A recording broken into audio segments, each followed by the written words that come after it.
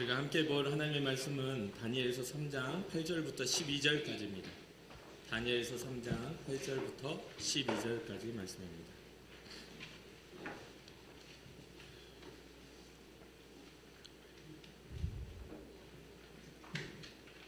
우리 다 같이 한 목소리로 합독하도록 하겠습니다.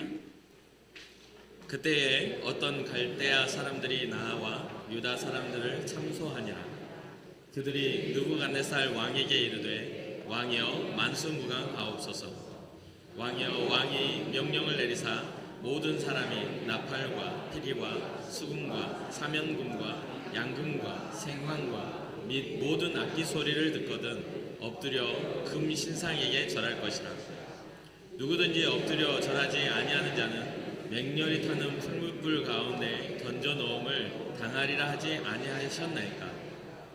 이제 몇 유다 사람 사드락과 메삭과 아벳느고는 왕이 세워 바벨론 지방을 다스리게 하신 자이거늘 왕이여 이 사람들이 왕을 높이지 아니하며 왕의 신들을 섬기지 아니하며 왕이 세우신 금신상에게 절하지 아니하나이다.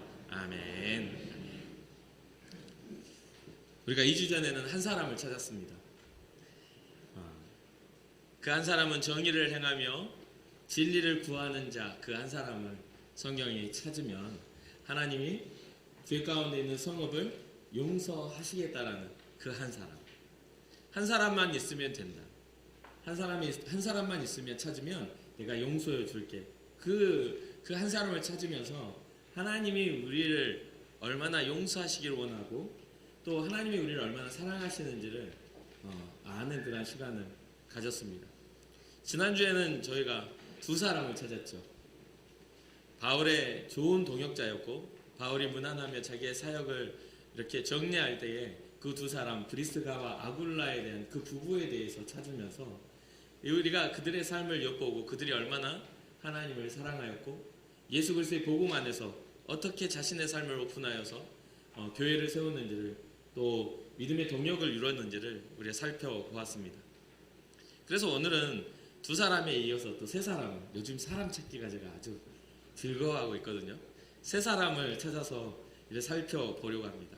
이 세 사람은 여러분도 저도 잘 알고 있는 다니엘의 세 친구이기도 합니다. 유다식의 이름으로는 하나냐, 미사엘, 아사랴라는 이름을 가진 이 세 사람입니다. 이 세 사람은 바벨론의 포로로 잡혀온 귀족 또 왕족 중에 세 사람이기도 합니다. 그래서 이 바벨론 왕의 정책상 유다에서 잡아온 이 포로로 잡혀온 사람들 중에 지혜로운 사람들을 이렇게 골라서 지혜로운 소년들을 골라서 교육을 하고 또 바벨론의 좋은 어떤 지도자로 키우는 그런 일들이 다니엘서 1장에 나옵니다. 다니엘을 포함해서 이 세 사람의 이름에는 모두가 뜻이 여호와 또는 하나님이라는 뜻이 들어 있습니다. 1장 3절에 기록되어 있는 걸 보면 한 관장이 그들의 이름을 고쳐 다니엘은 벨드사살이라 하고 하나냐는 사드락이라 하고 미사엘은 메삭이라 하고 아사랴는 아벳느고라고 하였더라 라고 이렇게 기록합니다. 하나냐의 뜻은 하나님은 은혜로우시다. 미사엘의 뜻은 하나님과 같은 자 누구인가? 아사랴의 뜻은 여호와께서 도우셨다라는 그러한 의미입니다. 물론 이 다니엘에 대해서도 이름의 뜻은 하나님은 나의 심판이라는 하나님을 인정하는 그런 이름이죠. 그런데 이들의 이름은 계명되고 맙니다.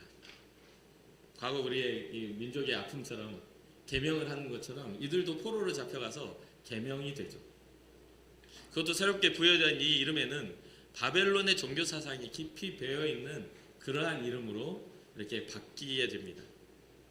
하나님은 은혜로우시다라는 뜻의 하나냐는 사드락, 달의 신 아쿠의 명령이라는 그런 뜻을 가진 이름으로 바뀌게 됩니다.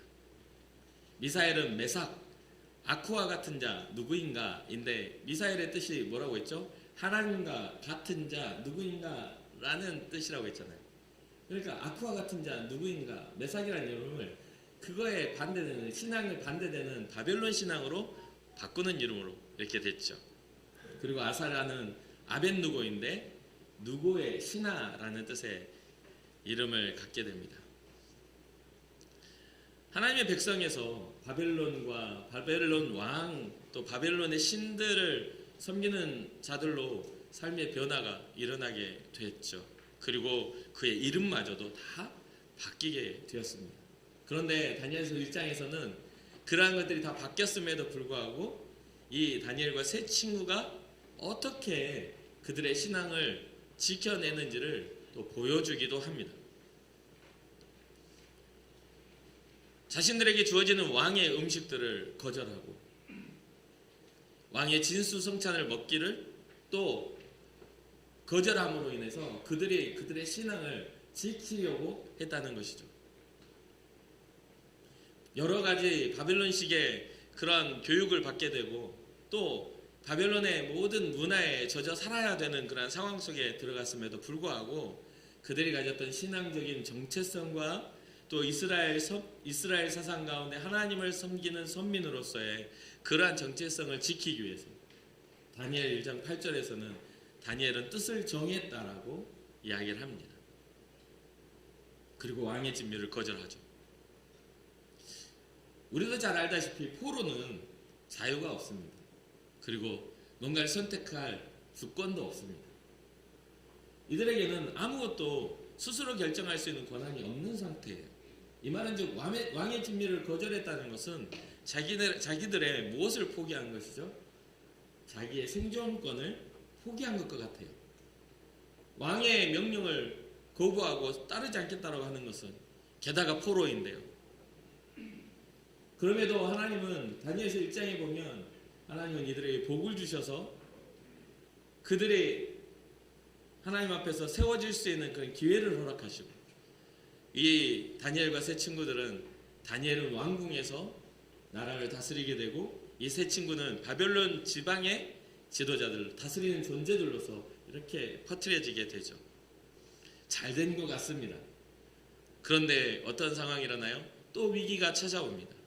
오늘 본문 다니엘 3장에 보면 느부갓네살 왕이 금으로 신상을 만들어요. 그리고 바벨론 지방 두랍 형제의 신상을 세워놓고 나라에 있는 모든 지도자들을 불러놓고 하는 말이 낙성식, 신상을 세우는 낙성식을 하게 되죠. 모든 관원이 부름을 받습니다. 그리고 그 낙성식을 할 때에 그 신상이 세워질 때에 모두가 엎드려 경배하라고 축하하는 의식 가운데 그것을 선포합니다. 다니엘 오늘 본문의 3장 5절과 6절에 보면 너희는 나팔과 피리와 수금과 사면금과 양금과 생황과 및 모든 악기 소리를 들을 때에 엎드려 느부갓네살 왕이 세운 금신상에게 절하라. 누구든지 엎드려 절하지 아니하는 자는 즉시 맹렬히 타는 풀무불에 던져 넣으리라 하였더라. 신앙을 지키고 하나님 앞에 복을 받아 나라를 다스리는 자들이 되었지만 그 나라의 가장 높은 왕이 세워놓은 신상 앞에 다시 엎드려야 하는 그러한 상황이 된 것이죠. 이 세 친구는 그 앞에 엎드려 절하지 않습니다. 다들 절하고 있는 상태에서 그들은 절하지 않는 모습을 누가 봅니까? 오늘 본문에 보면 갈대아 사람들이 본 것이죠. 그것을 보고서 마음에 안 든 거예요. 그래서 어떻게 합니까? 왕에게 고발합니다. 참소하게 돼요. 왕이여, 우리가 보니 왕의 명령을 어기는 사람들이 있습니다. 유다 사람 사드락, 메삭, 아벳누고는 왕이 세워 바벨론 지방을 다스리게 한 그러한 지방의 그러한 권세자들인데 왕의 신들을 섬기지 않고 왕이 세우신 금신상에게 절하지도 않습니다. 라는 그러한 고발을 하죠. 이 이야기를 들은 느부갓네살 왕은 어떻습니까? 아, 그래, 내가 좋아하는 그런 관리들이라 이해할 수 있어라고 합니까? 아니요. 극대노를 합니다. 화가 잔뜩 난 느부갓네살 왕은 그들을 부르죠. 사드락과 메삭과 아벳느고야, 너희가 내 신을 섬기지 않고 내가 세운 금신상에게 절하지 아니한다는 이 말이 사실이냐? 라고 묻죠. 근데 분명히 극렬히 탄 불에 그냥 즉시로 심판하겠다고 했는데 이 노한 극히 화가 난 느부갓네살은 이상하게도 한 번 더 기회를 줍니다. 지금이라도 늦지 않았다. 나팔과 피리와 수금과 사명금과 양금과 생황과 모든 악기 소리를 듣는다면 신상 앞에 절하면 내가 용서해 줄게. 그러나 만약에 너희가 절하지 않는다면 너희를 맹렬히 타는 풀물 가운데 던져버릴 것이다. 그렇다면 너희를 건져낼 신이 누구이겠느냐라고 이야기를 합니다. 내가 너희를 해하려고 든다면 과연 너희를 건져낼 신이 누구이겠느냐라고 그러면서 분을 표출하죠. 그런데 이 상황에서 이 세 사람이 보인 반응이 참으로 대단합니다. 느부갓네살의 불타는 진노, 바로 눈앞에 보이는 권세자의 진노, 그 얼마나 두렵겠어요. 생명이 달려있는데. 그럼에도 불구하고 그 왕은 이들을 중하게 여기니까 한 번 더 기회를 주는 거잖아요. 화가 났음에도 기회를 줘요. 거기에는 뭐가 있죠? 인정이 있어요. 그들을 아끼는 마음들이 있어요. 그런데 그 호의로운 마음에 아주 찬물을 확 끼얹는 대답을 이 세 사람이 합니다. 뭐라고요? 느부갓네살이여, 우리가 이 일에 대하여 왕에게 대답할 필요가 없나이다. 왕이 그런 기회를 줬음에도 불구하고 이 세 사람은 왕의 호의로움에 반응하지 않고 하나님을 향한 신앙에 반응하고 있는 것을 보게 됩니다. 한 번 더 용서하려는 느부갓네살 왕의 마음이 어떻게 돼요? 아주 차갑게 식고 많은 그러한 대답을 하는 것이죠. 원래 그렇죠. 기대를 갖고 관심이 있으면 뭐가 더 일어나요? 분노가 더 극렬하게 일어날 수밖에 없죠. 너희가 내 호의를 이런 식으로 해? 라고 생각하지 않겠습니까? 그러니까 당신이 우리를 해한다 할지라도 누가 너희를 구원할 신이겠느냐라고 그 말에 우리는 대답할 필요가 없습니다. 그러면서 그 거절에 이들이 가진 신앙의 배경이 이 고백을 통해 나타납니다. 17절과 18절이에요. 왕이여, 우리가 섬기는 하나님이 계시다면 우리를 맹렬히 타는 풀무불 가운데서 능히 건져내시겠고 왕의 손에서도 건져내시리이다. 당신이 우리를 해한다고? 하나님이 계시다면 우리는 당신의 손에 해함을 받지 않아 라는 그런 선언인 거죠. 면전에 대놓고 가장 최고의 권세를 가진 왕인데 주변 국가를 통치하고 이스라엘 나라를 포로로 잡아온, 그 나라를 치고 포로를 잡아온 그런 왕인데 그런 이야기를 하죠. 그리고 18절에 이렇게 말합니다. 그렇게 하지 아니하실지라도 왕이여, 우리가 왕의 신들을 섬기지 아니하고 왕이 세우신 금신상에게 절하지도 아니할 줄을 아옵소서. 여러분 어떠십니까? 여러분들 호의로 그 사람의 잘못을 보고도 그 잘못을 용서하려고 여지를 줬어요. 야, 인정만 하고 미안하다고만 하면 내가 용서해 줄게. 근데 상대방이 그러는 거예요. 나 당신한테 미안한 게 없는데, 내가 당신한테 잘못한 게 없는데, 야, 너 그러면은 너 우리 직장에서 잘려, 위에 사람이어서 잘려. 그러는데 잘려볼 테면 잘려보라고. 만약에 그렇게 막 나오면 여러분 어떠겠어요? 여러분들이 주체자라면 어떻겠습니까?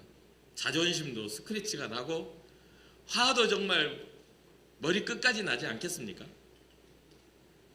이 세 사람의 고백은 한마디로 하면 그렇습니다. 뭐예요?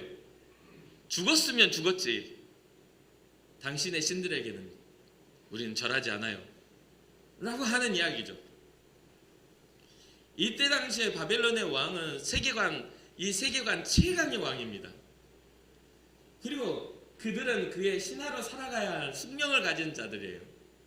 왕의 명령을 듣고 왕에 의해서 생존권이 죽었다 살아났다 할 수 있는 그런 존재들이에요. 이들의 거절은 단순한 거절이 아니라 권위에 대한 도전입니다. 권위에 도전하고 있는 거예요. 말도 안 되는 사건이죠. 이 느부갓네살은 얼마나 큰 상처를, 자존심에 스크래치가 났겠어요.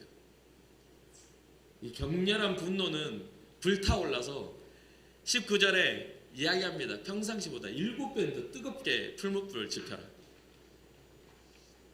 풀무불이라는 건 뭐예요? 바람을 막 집어넣어가지고 일반적인 불보다도 더 뜨겁게 불을 지피는 거잖아요. 얼마나 화가 났으면 더 그렇게 하라고 해요.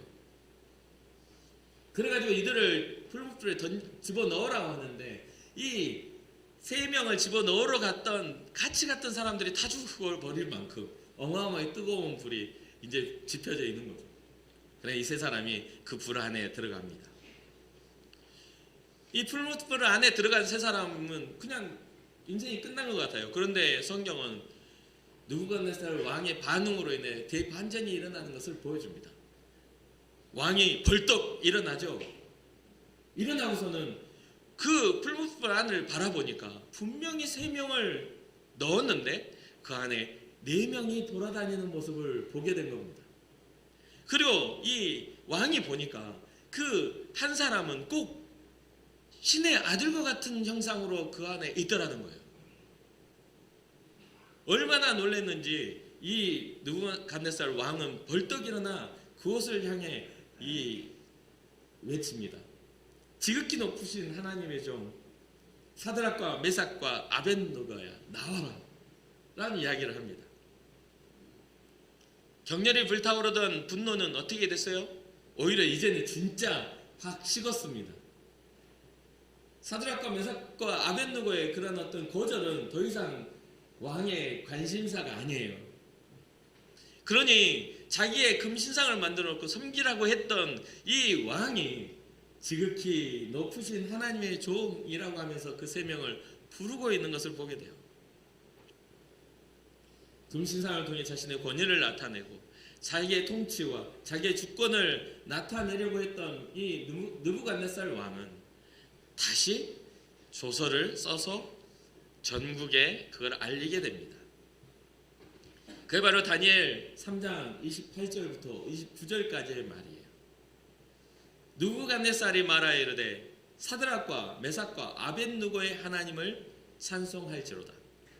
그가 그의 천사를 보내사 자기를 의뢰하고 그들의 몸을 바쳐 왕의 명령을 거역하고 그 하나님 밖에는 다른 신을 섬기지 아니하며 그에게 절하지 아니한 종들을 구원하셨도다.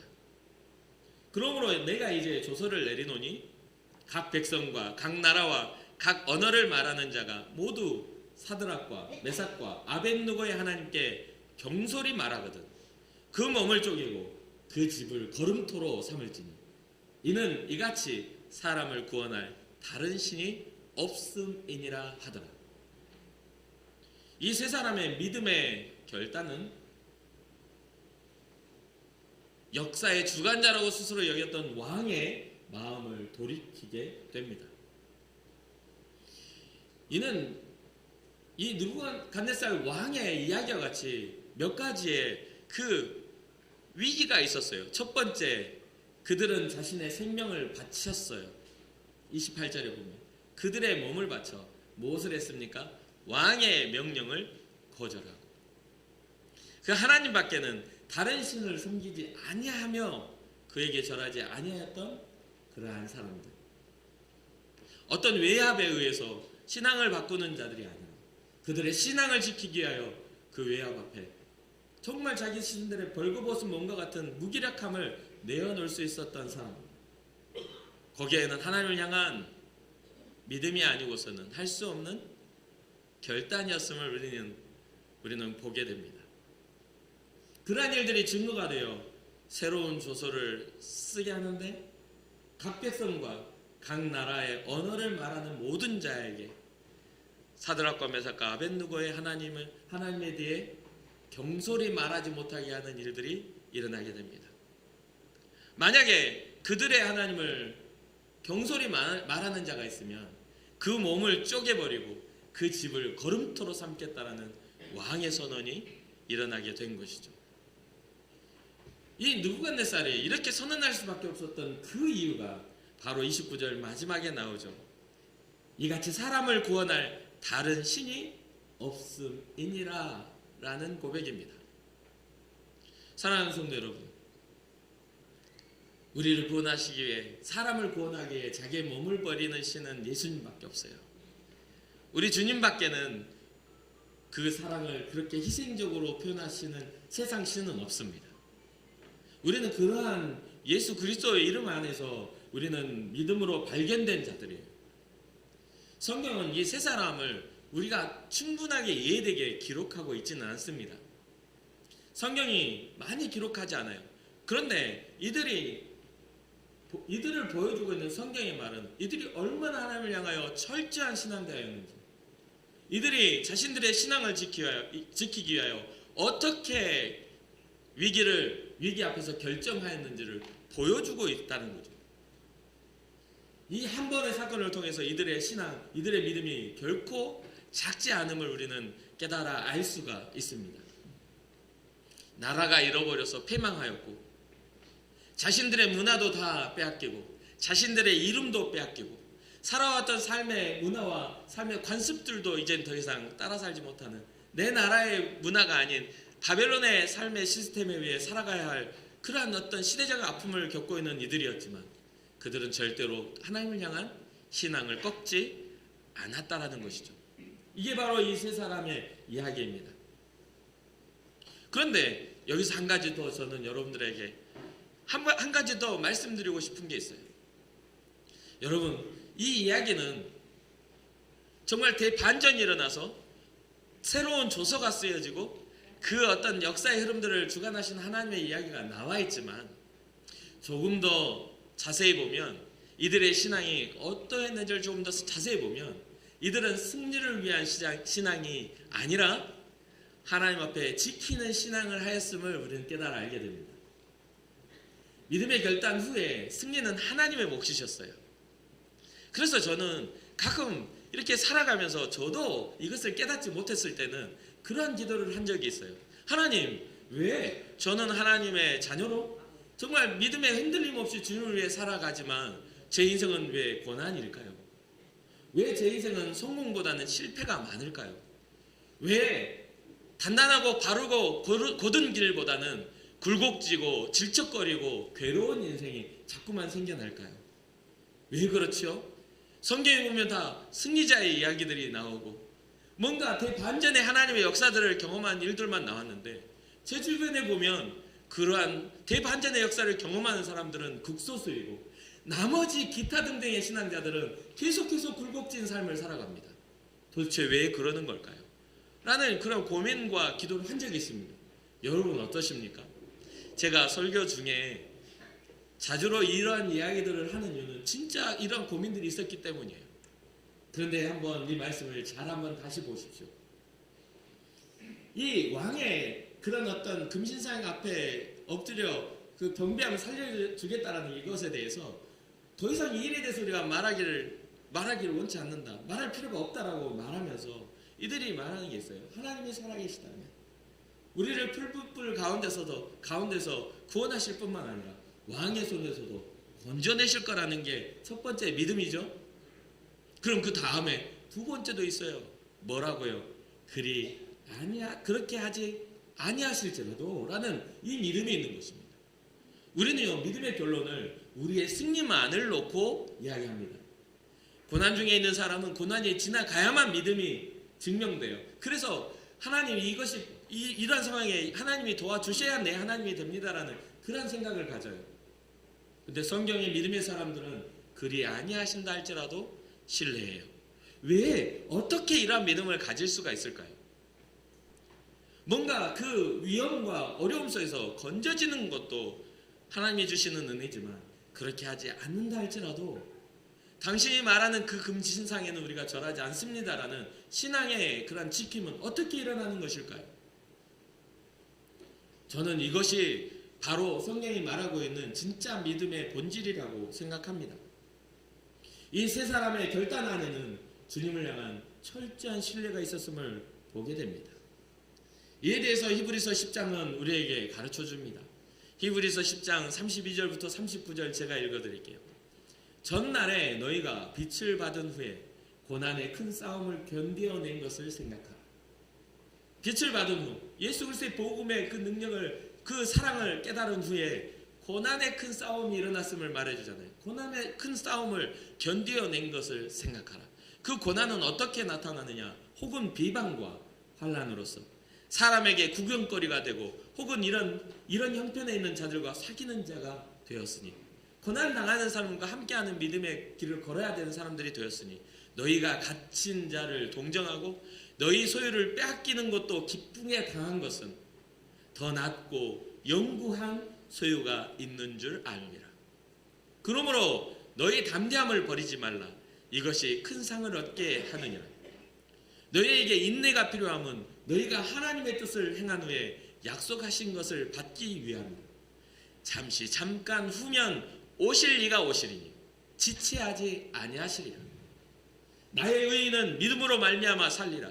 또한 뒤로 물러가면 내 마음이 그를 기뻐하지 아니하리라 하셨느니라. 우리는 뒤로 물러가 멸망할 자가 아니요 오직 영혼을 구원함에 이르는 믿음을 가진 자니라. 사랑하는 성도 여러분, 히브리서 10장에서 말하고 있는 이 믿음이 여러분과 저희 있기를 주님의 이름으로 축복합니다. 우리 눈앞에 이 땅의 소망에만 우리 눈이 소망을 가져서는 안 돼요. 우리의 마음이 이 땅에만 속해 있으면 안 돼요. 이 땅은 잠시 잠깐입니다. 잠시 잠깐 후면 오실 일을 통해 이루어질 하나님의 나라를 우리는 소망해야 하는 것임을 믿으시길 주님의 이름으로 축복합니다. 이러한 하나님의 나라를, 하나님의 통치를 알았던 이 세 사람의 믿음이었기에 그렇게 하지 아니하실지라도 거절할 수 있는 그러한 담대함과 믿음이 있었다라고 저는 믿습니다. 하나님을 향한 신뢰와 하나님을 향한 신앙적 삶이 필요했던 것이죠. 사랑하는 성도 여러분, 어떠십니까? 여러분들의 하루하루, 여러분들의 인생의 예정 속에 여러분들의 믿음의 선택은 어떠한 모습으로 나타나셨습니까? 여러분들의 믿음을 뺏어가려는 그러한 여러 가지 유혹들, 때로는 물질이나 눈앞에 보이는 물질이나, 때로는 눈앞에 보이는 명예나, 때로는 눈앞에 보이는 안전한 길이나, 때로는 눈앞에 보이는 어떤 관계적인 위태로움이다. 이들은 지금 세 사람의 그러한 모습 속에 다 나타나고 있는 거 아닙니까?